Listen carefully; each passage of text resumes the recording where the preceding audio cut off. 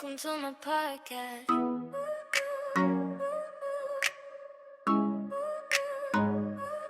Podcast. My notes. Сайн бацгаана уу? Бодлын тэмдэглэлийн маань энэ удаагийн дугаарыг эхлүүлж байна. Сонсогч та бүхэндээ энэ цаг үеийн мэндийг хүргье. Бид улмаа байна. Сайн болоор байна. За өнөөдөр бид хоёр сүүлийн жилүүдэд маш их яригадаад байгаа. Нэг сэдвийн талаар ярилцсан. Тэр нь юу вэ? За энэ бол манифест. Ер нь сүүлийн үед энэ онлайн дээр хараад байхад ингээл би хүссэн зүйлээ манифест хийгээд авчлаа гэж яриад идэв шүү дээ. Тэгэхээр яг энэ манифест гэж юу юм бэ те? Яг юу болоод байна? Ер нь ард нь яг юу явагдаад идэм бэ гэдэг талаар илүү дэлгэрэнгүй ярилцъя. За тэгвэл хоёлаа эхлээд манифест гэж юу вэ те? Товчхон хэлэхээр нөгөө манифест гэдэг нь өөрийнхөө хүсэж байгаа зүйлийг яг ингээд өөрийнхөө амьдралд авчрах зүйл те. Одоо хүснээ биелүүлж ингэж амьдралдаа төсөөлж бий болгож тэрийг ингэж авахыг хэлж байгаа. Тэ? За тэгвэл энэ нь яг яаж биднэрт ингэж үйлчлэж бид нар энэ бүгдийг ингээ хийгээд байгаа юм бэ гэдэг тухай.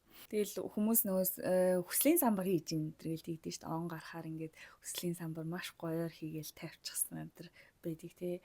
Тэгээд хүн одоо ингээл мөрөөдлийн ажлаа авах, хайртай хүнтэйгээ уулзах, орлогоо нэмэгдүүлэх эсвэл одоо ямар нэгэн зорилгодоо хүрэхийн тулд одоо энэ манифестингийн аргыг ашигладаг.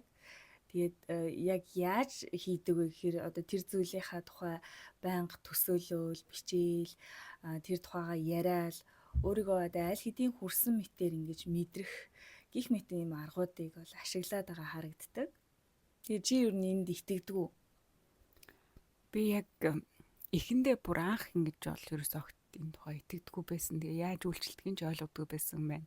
Тэгээ одоо яг ингэ сүүлийн жилүүд маш их итгэж байгаа. Тэгээ яг ингэ далд ертөнцтэй ингэж холбогдсноос хойш энэ бүгдийг яг яаж үйлчлдэг тухай илүү сайн мэдлэгтэй болсон. Манифестинг гэхээр одоо ер нь бол нөгөө шууд орчуулах үг байхгүй байгаа штэ. Тэгэхээр нөгөө бодлын хүч, нууц гэдэг зүйлийн талаар ярих хэрэгтэй болов гэж бодож байна л да. Тэгээд чиний хувьд тэр одоо бодлын хүчийн тухай хамгийн анх хаана хизээ яаж одоо танилцж исэн тэр зүйлийн тухай мэддэг болсон бэ? Хамгийн анх бол яг оюутан багтаа мэддэг болсон юм байна. Яг нөгөө нууц гэх кино байдаг шүү дээ. Тэрийг яг оюутан багтаа манай нэг биднэрт нэг хичээл ордог байсан багш биднэрт. За өнөөдөр би та нарт айгүй сонирхолтой хичээл орно. Та нар яг энэ киног үзээд гэж жаад. Тэгээ биднэрт анх яг тэгж нууц гэдэг киног үзүүлээд тэгж хамгийн анх нэг юм яг энэ бодлын хүчний талаар мэдлэгтэй болж исэн юм байна. Тэгээд тэрийг үзснээс хойш яг ингээ амьдрал дээр хэрэгжүүлэх гэж маш их хичээдэг байсан. Тэгсэн ирнэ яг нөгөө яаж хэрэгжээд байгааг нь ойлгохгүй зүгээр л яг тэр киноны дагуу нөгөө авсан мэдээллээрээ л нэг хэдэн бодлын самбар бий болгоод нэг тэмдэглэлийн дэвтэр бий болгоод ингэдэг байсан. Гэхдээ яг ингээд эргээд бодохоор тэр бичсэн тэмдэглэл бодлын самбарнаас нь тэр одоо бүх хүслүүд маань ингээд баган ч гэсэнтэй хэдхэн хувин ч гэсэн биелсэн байгаад байгаа байхгүй юу. Гэтэ тэрийг би өмнө нь анзаардаггүйсэн юм байна. Яг миний ингэж бичснээр энэ бодлууд маань ингэж биелсэн юм байх шүү гэдгийг анзаардаггүй явж исэн юм байна. За миний хувьд болохоор энэ бодлын хүчийг бол шууд иж идгээд маш итгэж исэн. Тэр үеийн болохоор ерөөс 9 дугаар анги байсан юм. Тэгээд нэг ийм манай ээж нэг гэрт ийм жижигхэн ийм нингхэн ном авчираад тэгээд тэр ном нь болохоор ингээд нэг монгол хүний бичсэн ном байсан байхгүй. Тэгээд Япон Монголын сургууль нээсэн тэр захирал гэж бодохоор одоо энэ Наранбаатар гойл юм болов нэрийг санахгүй байхгүй. Тэгээд тухайн үедээ болохоор нөгөө Японд суралцж исэн хугацааныхаа тухай ингээд бичсэн байсан байхгүй. Тэгээд дандаа юм бодлын хүчээ ашиглаад бодлын хүчээрээ тийм Японд одоо нэг сонины нийтлэл бичих юмд төрүүлээд тэгээд маш өндөр шагналын сан авч мавсан гэл.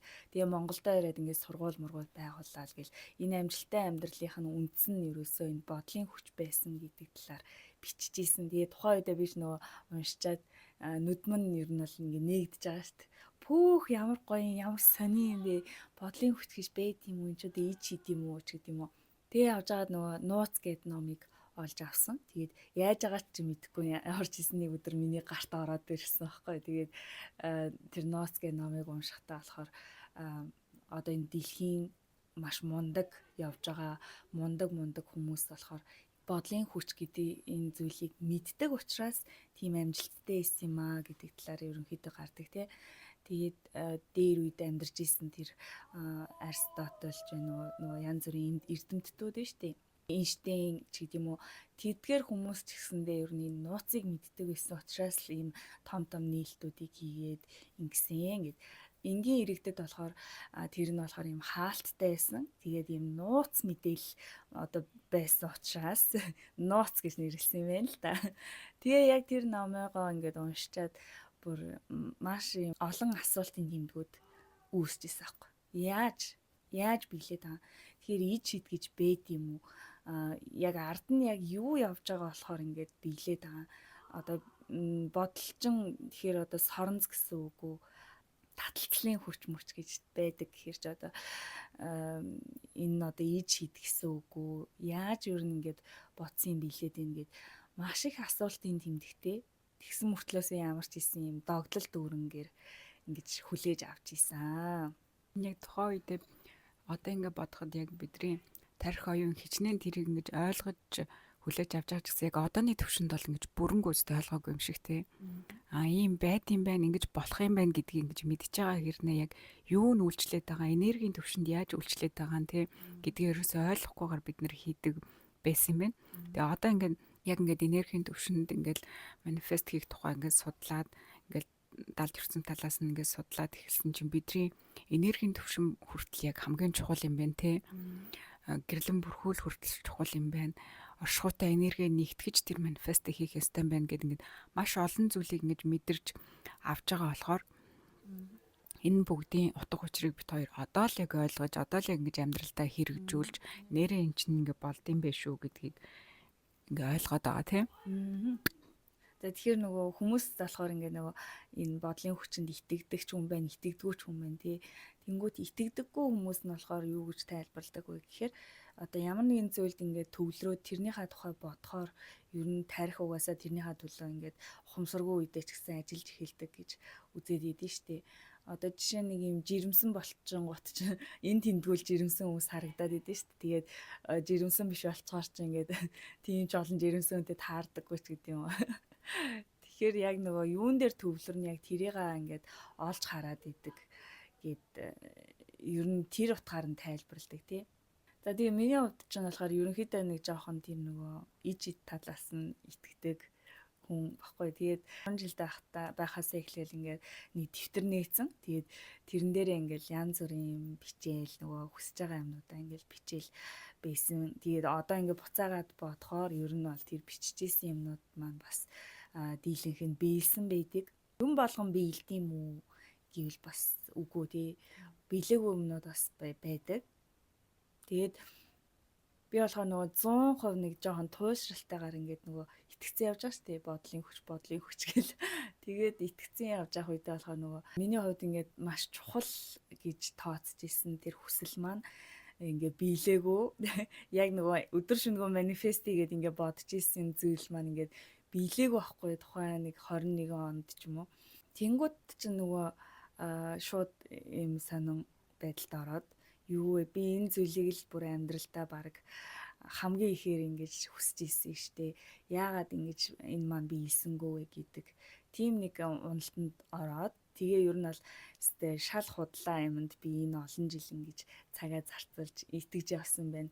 Өстэй шал худлаа гэв нөө бүрэн эсэргүүцэж болоод хуурцсан гэсэн.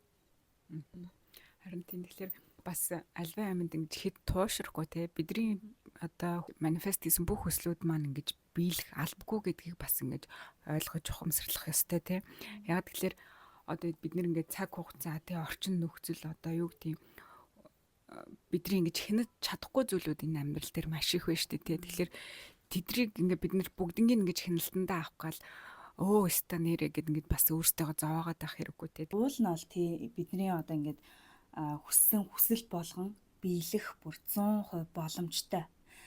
Учир нь одоо бид энэ 3D ертөнцийн дээр төрсэн байна. Тэгээд яг энд амьдарч байгаа хугацаанд бид аюулгүй байдлаа хангахын тулд одоо бүх зүйлийг одоо эзэмших эрхтэй байдаг. Тэгтэл одоо яг яагаад ямар нөхцөл байдалд энэ одоо хүссэн хүсэл маань биелэх боломжгүй одоо хүсэл маань хясал болчт юм бэ гэсэн асуулт бас гарч ирж байгаа. Тэгэхээр ингээд бид нэр одоо хүссэн бүх зүйлээ биелүүлэхийг хүсэж байгаа юм бол тий энэнд хамгийн чухал зүйл болохоор бидний энергийн түвшин байна. Би яг тэр нөгөө бүтлгүүтдэг тэр үедээ болохоор тий өдөр шөнөгүй бодож хүсч мөрөөдж исэн зүйл маань ингээ нөгөө нурж унахад тий тэнд би одоо ганц хамгийн чухал зүйлийг ингээд орхигдуулсан байгаа байхгүй юу. Тэнгүүт одоо дэлхийн ертөнцөөс тий миний хүү ингээд түр байж чи хамгийн гол юм а мэдхгүй байна гэд одоо наваг суралц илүү их суралц гэж жаахан наваг хоошин тавьчихсан юм шиг тий тгийж санагддаг одоо мэдээж бид нэр ингээд сайн сайхан зүйлийг хүсэж байгаа тий тэгтэл тэр сайн сайхан зүйл маань одоо жишээ нэг 10 давхар байшингаар ярихад тэр 10 дугаар давхарт бидний одоо сайн сайхан хүсэж байгаа зүйл байгаа гэж бодъё л та. Тэгтэл би өөрөө 3 давхарт байгаад ийл 2 давхарт байгаад ийл тий энэ хоёр цыг огтлцохгүй шүү дээ тий. Яг энэнтэй адилханаар ерөөсөө хүн одоо тэр зүйлд хүрэхийн тулд өөрөө одоо тэр зүйлийг авах хэмжээний байх хэрэгтэй гэсэн үг. Өөрөөр хэлбэл одоо өөрийн энергийн түвшнээ тэдний хэмжээнд одоо өсгөх хэрэгтэй. Яаж энерги өсгдөг вэ гэхээр одоо бит хоёрын ингээд яриад байгаа тий сэтгэлийн амар амгалан гэдэг юм байна. Бидний энергийг одоо хамгийн их унгаадаг зүйл бол уур хилэн, үзийн ядалт, хардалт тий эсвэл ингээд гомдол байна тий гомдол харуулсал. Энэ сэтгэлийн хүлээсүүд маань одоо бидний энергийн түвшнийг доор байлгаад идэг гэсэн үг. Тэгэхээр л одоо нөгөө буцаад л нөгөө бит хоёрын урд нь ярьж исэн тий сэтгэлийн хүлээсүүдээ одоо ингээд тавьж явуулах тэр зүйлсийг хийх өөртөө ажиллах болчиход байгаа байхгүй юу.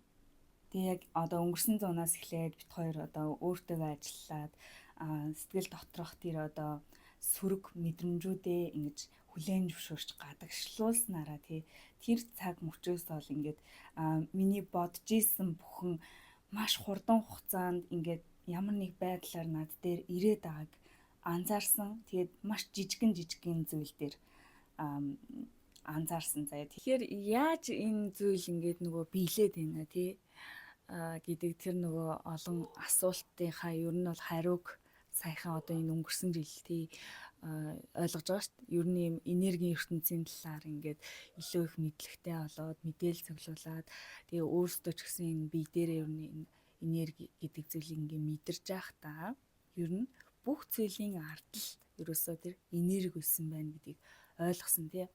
Одоо энерги гэхээр ч одоо бүхэл зүйл байна тий. Бидний нүдэнд харагдаж байгаа одоо энэ уул ус агаар мод шороо одоо энэ ширээ сандал одоо юу л энэ тий байшин барилга бүх нүдэнд харагдаж байгаа зүйл болохоор бүр маш их нягтарсан энергийн нэг хувилбар. Тэгэнгүүт бас нүдэнд харагдахгүй тий ийм нягт бахтай тийм одоо энергийн бас хувилбарууд бас байгаа штэ тий. Тэгэнгүүт бид нар нэг зүйлийг ингээ бодох төдийд одоо тэр энергийн ертөнцид нэг юм жижигхэн энергийн бөмбөлөг үүсчдэг гэж хэлж болно. Тэгээд тэр энергийн бөмбөлөг маань тэр зүйлийнхаа тухай ингээд бодох тусам, ярих тусам, тэр зүйлийг одоо байгаа гэдгийг мэдрэх тусам тэр энергийн бөмбөлөг маань томроод нягтарсаар агаад хангалттай хэмжээндээ хүрэх үед буюу одоо цаг хугацаанд болох үед тий яг энэ бодит амьдрал дээр буудаг гэж үздэг. Тэгэхээр ерөөсөө энэ манифестингийн ард чинь энэ энерги гэдэг тийм том зүйл байжээ. Тийм та одоо өөрийнхөө манифест хийсэн тэр хүсэлтэд хэрэг энерги зарцуулна те хэрэг хөдөлмөр зарцуулна тэр чинь л илүү хурдан биелэх боломжтой гэсэн үг те. Жишээ нь одоо юу гэдэг бид нэр одоо нэг ингээл хоёр хүн байлаа гэж бодоход одоо нэг нь хоёлаа тийм хийндэ гэж нэг нь зүгээр л бодоод явах те нэг нь тэрнийхэн төлөө үйл хөдлөл хийх те тэр хоёрын тэгэхээр мэдээж үйл хөдлөл хийж байгаа нь л илүү биелэн те энерги илүү баталгаажуулж ин энерги илүү нэгтршүүлж ин л гэсэн үг шүү дээ те тэгэхээр зөвхөн бодоод зөвхөн бичээд тэгээл ингээ мартах биш тэрнийхэн төлөө үйл хөдлөл хийж энерги илүү нэгтршүүлж ижил бидний манифест хийх энэ хүслүүд маань бодлын хүчүүд маань нөлөөлөд биелээ олдг юм байна. Тэгээ битээр бол ингээд яг амьдрал дээрээ ч гэсэн ер нь бол маш олон зүйлүүдийг ингээд нөгөө энэ бодлын хүч гэдэг зүйлээр одоо бүтээсэн байдаг тий. Тэгээ жишээ нь одоо энэ одоо YouTube энэ зүйлийг болохоор битэр чинь одоо айл дээр үдэлтэй танилцсныхаа дараахан л зүгээр маазраал хоёлоо одоо юуны тухай нэг юм хийх юм ихүү янз бүрийн байдлаар нөгөө YouTube хийл да эсвэл ийм контент хиймээ гэдэргээл аягүй ярьдаг гэсэн тий. Тэр нь болохоор зүгээр л нэг юм маазарч авах хугацаанд л юу ч хийхээ мэдэхгүй явж исэн мөртлөө зүгээр тэгж ярьдаг гэсэн тий. Тэгтэл яг одоо энэ YouTube-ийн энэ одоо сувг маань болохоор бас л ингээл бодлын хүчээр үүссэн юм шиг.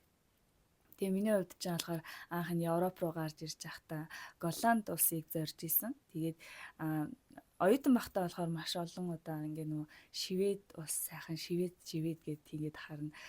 Шведийг бол маш их мөрөөддөг лээсэн л та. Тэгээ нөгөө Шведийн энэ усан онгоцны круиз аялал маялал гэл айгүй их сонсч исэн. Тэгээ нөгөө энэ Шкавныхаа энэ юун дээр Шкавныхаа хаалган дээр ингээ нөгөө усан онгоцны ингээ зураг тавьчихсан яг тэр нөгөө круиз аяллаа. Тэгээд зүгээр л ингээл ягаад чи зүгээр ингээд айгүй хүсдэг гэсэн аахгүй.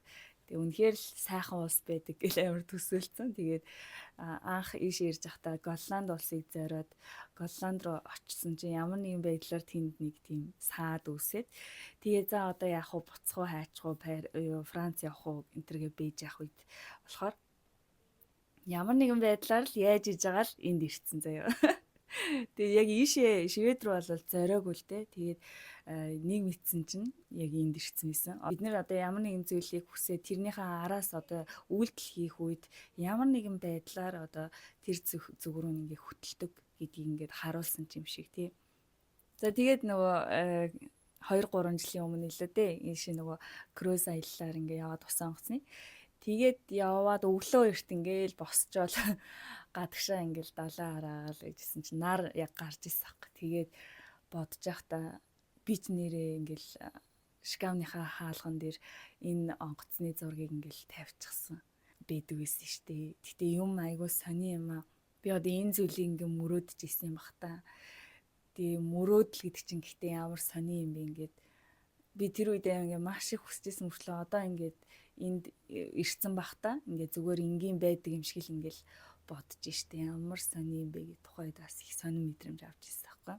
Тэгээ бас л яг нэг манифест хийсний маань бас үр дүн ингэж гарч ирсэн. Тэгээд тухайд би тэгээд яг тэр мэдрэмжээ ингээл Instagram дээр ингээл постлоо байхгүй. Би энэ зүйлийг ингээ мөрөөдж ирсэн гэсэн чинь манай энд идэг хүмүүсийн хувьд болохоор усан онгоцны круиз аялал гээл тэр чинь зүгээр нэг байдаг юм штэ тий. Тэгээ зүгээр л нэг юм шоодохтаа ч юм уу ийшхний ганц өдөр найзуудаараа гарч ирэхтэл зүгээр гарчаал ирдэж тэгсэн чинь манай нэг найз чи одоо юу бичээд байгаа Instagram дээр устгаач. Тэгээ би бүр за нэрээ тийм ч юм уу гэж санаа зовоод устгаж ирсэн байхгүй. Тэгээд тэр хүний хувьд болохоор яг миний юу бодож юу мэдэрч ийснийг бол мэдэхгүй болохоор бас тэгсэн л ах л та. Гих мэтчлэн ер нь бол бодлын хүчээрээ ер нь бол энэ үрж ижээ. За тэгээ бид хоёр нөгөө сүүлийн үед яг ингээл манифест бодлын хүч гэл ингээл судлаал уншаал ингээ явж байхдаа нэг гоё ном олж уншсан тий. Энийг баг ихэнх хүмүүс мэддэг байж магадгүй нөгөө Magic Shop гэд Монголд ямар нэртэй лээ шидэт мухлаг тийм шидэт мухлаг гэдэг нэртэй байсан. Тэгээд хэрвээ илүү дэлгэрэнгүй сонирхож байвал YouTube дээр шидэт мухлаг гэх хайхлаар нөгөө ном уншдаг хүмүүстэй тайлбарлсан тиймэрхүү бичлэг зөндөө байлаа. Тэгээд бид хоёрын хувьд болохоор энд яг Magic Shop гэдэг нөгөө англи хэл дээр нь олж уншиж байгаа болохоор бас яг бид хоёрын анх нөгөө манифест хийж сурж байгаа тэр үйл явцтай маш төстэй байсан тийм. Яг яаж хийдгүү, яаж бэлээ олдгүү гэдэг нь ингэж төстэй байсан болохоор айгүй сонирхолтой байсан. Тэгээд энэ номны талаар хоёулаа товч тайлбар хийчихв.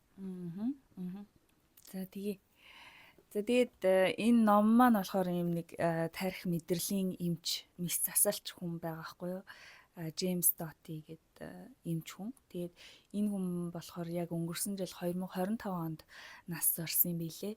Тэгээд энэ хүн одоо амьдралынхаа одоо тэр түүхийг бичсэн маш сонирхолтой ном байсан. Тэгээд энэ хүн болохоор маш том юм эмч хүн байгаа шүү дээ. Тэгээд багадаа болохоор юм маш хэцүү гэр бүлээс гаралтай. Тэгээд аав наригчин, ээж нь ингээд нэг сэтгэл готролд орсон. Тэгэл юм л болоод эмнэлэг төвчдөг бас бие муутай.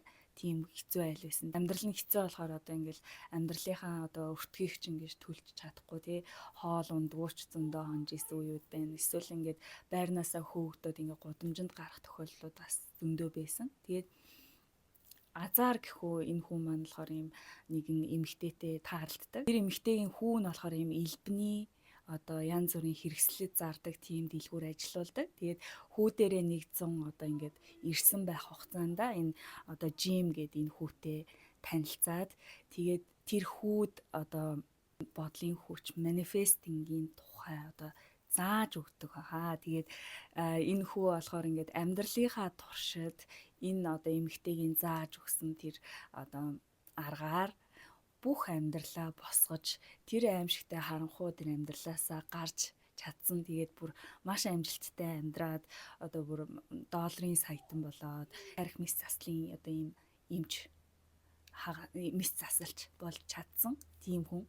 За тэгээд энэ дээр болохоор манифестинг хийж байгаа аргыг бол маш юм нарийн тэгээд юм алхамаар ингэж зааж өгсөн байдаг. Тэгээд яг та ингээд унших юм бол одоо маш гоё юм ойлгомжтой. Гэхдээ бид тэр өнөөдөр бас товчхондоо маш ойлгомжтойгоор бас тайлбарлахыг хичээе.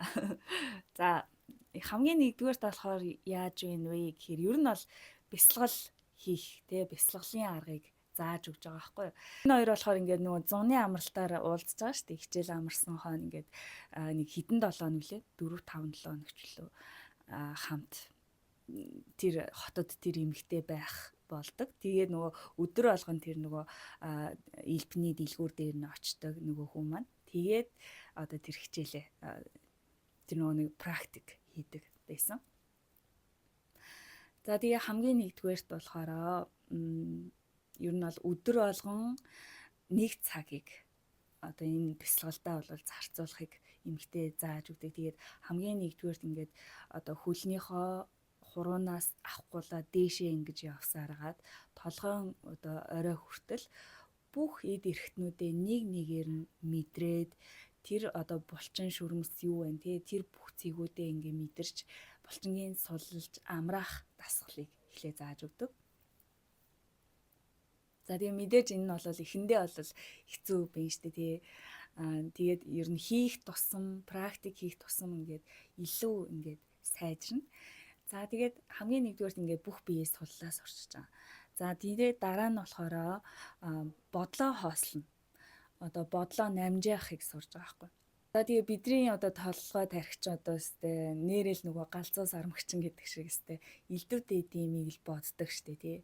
Тэгээ ялангуяа бүр тэгээ зүгээр сууж авах үед бол маш их зүйл бодогдно.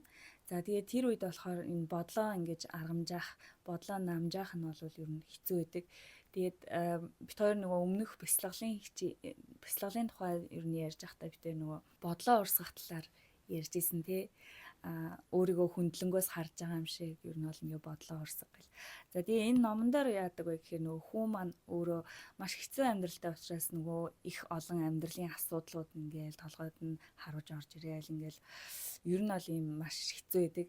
Тэгээд тэр эмэгтэй зааж өгтөө болохоор нөгөө өөрөө өөртөө зориулсан одоо ийм нэг тарин шиг юм зохиочхоо. Тэгээд тэрийгээ ингээд дотроо ингээд аман дотроо ингээд хилээд тэгээд ер нь бол ийм бодлоо намжаахыг заадаг. Тэгээд эхэндээ бол үнэхээр хэцүү байдаг. Тэгээд хийх тусам өдөр болгон хийх тусам ерөөсөө тэр нь болж исэн, ажиллаж исэн. За энэний дараа болохоор нөгөө төсөөлөн бодох.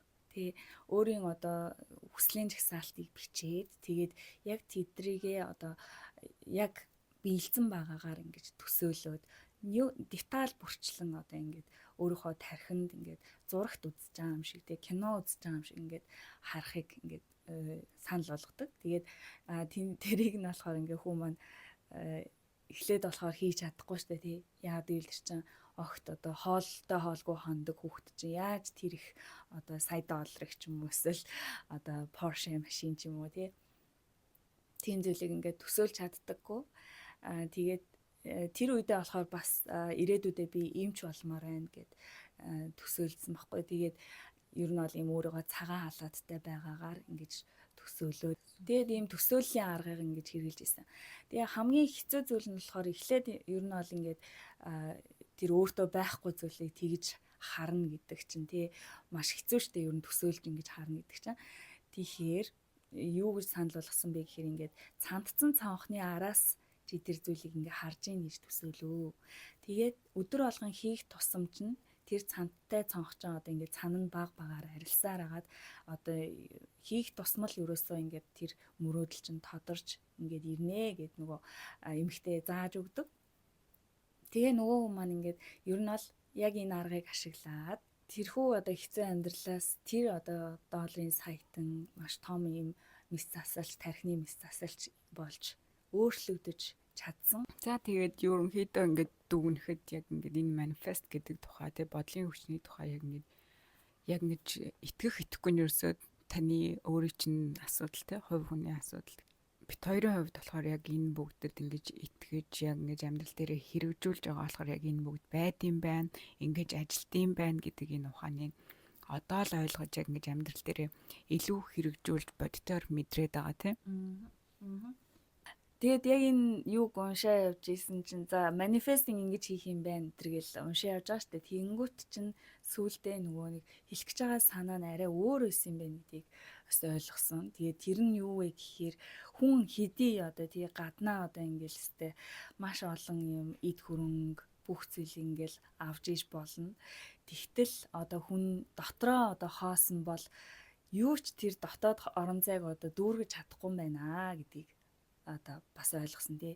Тэгээ яг л нөгөө сэрж ухаарна гэдэг шиг энэ хүн одоо сүулт нь одоо бүх юмаа ингээд алдчихж сэрсэн байдаг тий. Тэгээд хамгийн гол нь хүн өөрөөрөө дутаж явж идэм байна. Хэдий ингээл гаднаа маш амжилттай ингэж явж байгаа мөртлөөсөө дотооддоо тэр хүн болохоор нөгөө л нэг одоо ээж аавын хараа хяналтгүй үлссэн цангасан тэр нэг хөрхий хүү байсан байгаа даахгүй дотроо. Тэгээ тэрийг болохоор ингээд нэлээд эгондоо хөтлөгдөж ингэж явж байгаад хөрөнгө мөнгөө алдаад тэр үедээ болохоор ингээд энэ бүтлгүүдлийн араас болохоор тэр хүн ингээд сэрж ухаарсан байдаг. Тэгээ ер нь бол энэ эд хөрөнгө мөнгө гэдэг чинь ер нь бол юм хоосон зүйл юм байна. Гэдгийг ингээд ухаарад тэгээ ер нь бол өөрөөрөө өөрийгөө дүүргэж одоо бусдыг хайрлаж инэрч инэрэнгөө сэтгэлтэй байснараа тий бусдад хайрыг үзүүлснээрээ ч юм уу одоо өөрийн гомдч явсан хүмүүстэй эцэг их ч юм уу эсвэл одоо хинч үдийн амьдралдаа таарсан бүх хүмүүст одоо ингээд нөгөө хайрыг илгээх тийм бэлтгэл хийгээд тэгээд тэрний араас болохоор ер нь хүн энэ зүрхнээс л ер нь тэр бүх аз жаргал ирдэм байна.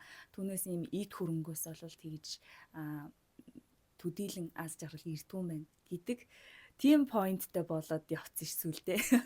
Тэгээ ер нь бол бит хоёрын яриад байдаг тий энэ сэрэлт, энэ ухаарл, энэ цэг дээр бол яг уулдсан юм шиг, огтлолцсон юм шиг санагдаад тэгээд ер нь бол нэрээ тий манифестингийн тухай хоёлаа ярий. Тэгтээ ертөнцийн дэлхийгээс одоо ингээд авах тухай биш тий одоо хайрыг өгөх тухай ч юм уу бусдыг хайрлах тухай өөрөөсөө илүү ингэж гаргах тухай ярих нь зөв юм байна гэдэг тэгж ярьсан баг тий.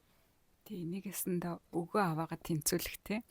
Та авж байгаа бол яг л адилхан бусдад бас дэмээ өгч тий туслах ёстой. Нөгөө нэг тийм Монгол үг гэж та нөгөө хэрвээ амжиж одоо алдрын зэрэгт хүрсэн бол тий буцаад нөгөө өөрөөсөө юу гэдэг лээ. Аз жаргалын хаалгыг бусдад тий буцаад нөгөө аз жаргалын хаалгыг бусдад нээж өг гэдэг. Яг тэрүүн шиг энэ орчлон ертөнц ч гэсэн яг тэр хуулиараа ажилддаг юм байна. Бид нэр хичнээн ингээл хязгааргүй юм шиг те хизээж барагдахгүй юм шиг шунал давтаж тийм хүсэж ийм хүсэж ингээд яг үнэхээр зөв манифест хийж чадвал үнэхээр бүх юмыг ертөнц танд өгнө те. Ертөнц бол хизээж одоо юу гэдгийг таны хүссэн зүйл одоо ингэж одоо ертөнцид одоо юу гэдгийг таны хүссэн зүйл хангалттай байгаа те. Яг тэрүүнтэй адилхан таа ч гэсэн бусдад яг тэрийгээ буцаад өгд сур. Ингэж өгөө аваагаа тэнцүүлж буюу бусдыг ингэж хайр энэ нэрлэр дүүргэж сурах юм бол бид нэр энэ орчлонгоос хүснээ авч хүснээр аз жаргалтай амьдрах бүрэн боломжтой юм байна. Тэгээд энэ хорвоо ертөнц дэлхий гэдэг бол яг л бидний хувьд энэ сүнсний хувьд ийм аз жаргалаар дүүргэх ёстой гэр юм байна гэдгийг бас айгуусаа ойлгоод байгаа. тий нөгөө амьдрал бол аялал гэдэг үг байдаг тий.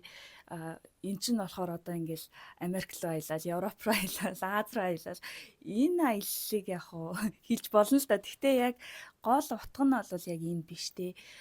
Би одоо түрүүд гисэн ш нөгөө хамгийн их манифест хийжсэн, хамгийн их бодлороо ингээд татчихсан зүйл маань биелээгүй. Тэрэн дээр ингээд өстэй уналтанд ороод өстэй амар өстэй бодлын хүч чи бол нааш мааш тэгжсэн гэж ярьсан тий. Тэгэхээр амьдрал чинь ерөөсөө тий авах тухай биш юм биш тий. Заавалчгүй бид нэр ингээл өстэй аз жаргалтай байхын тулд ингээл амьдралаас ингээ хүснээ авах тухай биш юм биш тий. Энэ биднэрт тулгараад байгаа энэ одоо саад бэрхшээлүүд ч юм уу ямар нэгэн сорилтууд ч юм уу тий эднэр чинь бидний тэр аялал юм биш тий. Бид нар тэндээс ингээд юм сурах юм биш тий гэдэг тухай. Ер нь бол гэхдээ өнөөдөр битээр манифестийн тухай ярьж байгаа ч гэсэндээ яг гол point нь бол энэ байгаа. Тэгээд амьдралд байгаа одоо бүхэл зүйлдээ ингээд талархалтай бай. Тэгээд дэлхийн ертөнцийн угаасаа биднэрт хамгийн сайн сайхнаар л одоо ханддаг. Тэгээд бидний бүтлгүүтэл ч гэсэндээ тэгээд бидний сайн сайхны төлөө байдаг. Бидрийг ухааруулахын төлөө байдаг. Тийм болохоор сайн муу гэж одоо юмыг ялгахгүйгээр тий бүх зүйлд одоо талархцгаая. Тэгэлгүй ах уу мэдээж талархал бүх зүйлийг байгаар нь хүлээн зөвшөөрч буюу талархаж сурах нь бидний энэ амьдралдаа хийж байгаа аяллаа бас нэг хамгийн том хичээл тий. За тэгээд энэ бүхнийгээ ер нь бол дүгнээд хэлгээд тий бодлын хүч гэж байна, нууц гэж байна. Энэ нууцыг та өнөөдөр хаанаас л бол хаанаас ингэж мэдэх боломжтой. Тийм сайхан мэдээллийн 900-д амьдарч ийн. Энэ нууц бол нууц биш болжээ л гэдэг нэ тий. Манифест гэдэг хүн болгон ярьж ийн, хүн болгон энийг ашиглаж ийн. Дэлхийн ертөнцийн бол танд хүссэн болгоныг чинь өгнө. Та ч гэсэндээ энэ дэлхийн ертөнц дээр ирсэн байгаагийнх бүх зүйлийг хүртэх эрхтэй. Тийм болохоор хитрхи одоо шуналгүйгээр илүү одоо сайн сайхны үндсэн дээрээс одоо тэр бүх зүйлийг ингээд өөртөө сайн сайхан амьдралыг бүтээгээрэй. Бидний амьдралын хамгийн гол зорилго бол энэ амьдралаас суралцах. Тэгэхээр альва зүйлийг сайн муу гэж ялгахгүйгээр энэ амьдралыг сайхан амтархан урагшилцгаая гэж хэлээд одоо өнөөдрийн подкастаа дуусгаж байна. За тэгээд минийз. За тэгээд таалагдсан бол лайк, шеэр хийгээрэй. Бит хоёроос асуух асуулт байвал бодлын тэмдэглэлгээ пэйж хуудасаа тэрлүү DM бичиж болно. Тэгээд ерөнхийд нь бит хоёр яг л өөрсдийнхөө туллыг буюу юу мэдэрч байгаа, юу хийж байгаа, тэг юуг ойлгосон тухайгаа л энэ подкастаараа хүрэхийг зорддог болохоор таалагдсан бол тэгээд лайка дараарай, шеэр хийгээрэй, фоллоу хийгээрэй тийм. За тэгээд дараагийн дугаараар уулзлаа. Түр баярлалаа. Welcome to my podcast. That's the whole story. So I let it